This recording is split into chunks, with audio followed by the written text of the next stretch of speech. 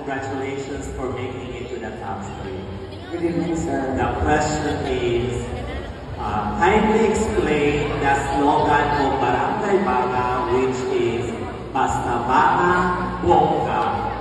Again, kindly explain the slogan of Barangay Banga, which is Basta Banga, Bongga. The slogan of Barangay Banga is Basta Banga Bongga.